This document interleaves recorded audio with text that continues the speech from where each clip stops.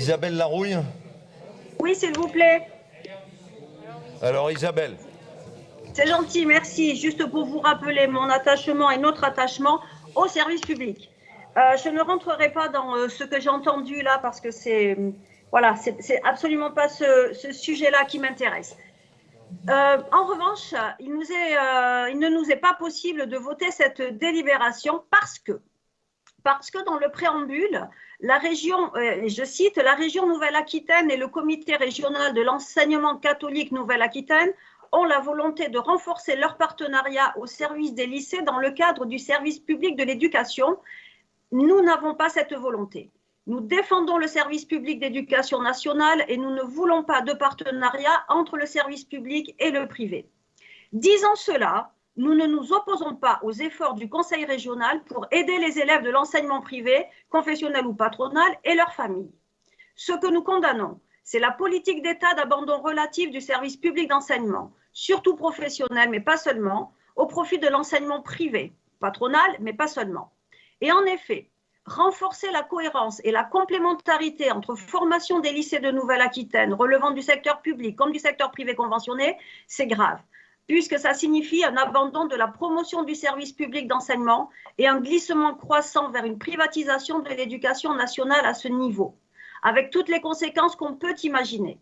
Qualité aléatoire de l'enseignement, choix de l'orientation confiée au patronat, attaque contre le statut des enseignants et autres personnels, inégalité entre les régions. Ça, c'est un risque réel et concret. Nous voulons être les défenseurs du service public et de la qualité de l'orientation et de l'enseignement prodigués aux enfants de notre région et de leur amélioration.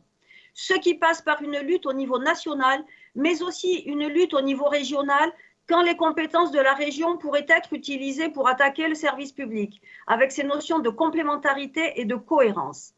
Autre raison de ne pas voter cette délibération, et là j'arrive sur un petit peu ce que j'ai entendu et qui m'a quand même choqué, le lien qui est fait dans le texte entre la liberté de l'enseignement et l'activité des établissements privés sous contrat d'association. La région, je cite, qui concourt à la liberté de l'enseignement, participe à l'activité des établissements privés sous contrat d'association avec l'État, dans le respect des obligations réglementaires et législatives. Il n'y a pas de liberté là-dedans puisque c'est une obligation. Nous n'avons pas de problème avec le reste de la délibération.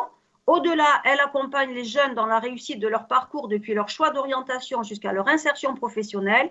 Elle met en œuvre pour ce faire plusieurs dispositifs volontaristes et je me fais un plaisir de les répéter. Aide aux équipements pédagogiques, les aides en faveur des familles et des jeunes, aide à la mobilité collective pour les apprenants infrabac, aide au projet éducatif jeunesse pour les apprenants infrabac, le dispositif kiosque, aide à la mobilité internationale, le stage professionnel à l'étranger, lutte contre le décrochage. En effet, il ne s'agit pas pour nous de pénaliser de quelque façon que ce soit les élèves ou apprentis qui auraient choisi le privé, même si c'est par solution de proximité, ce que là, en revanche, nous regrettons. C'est pourquoi nous nous abstiendrons de voter cette délibération. Merci.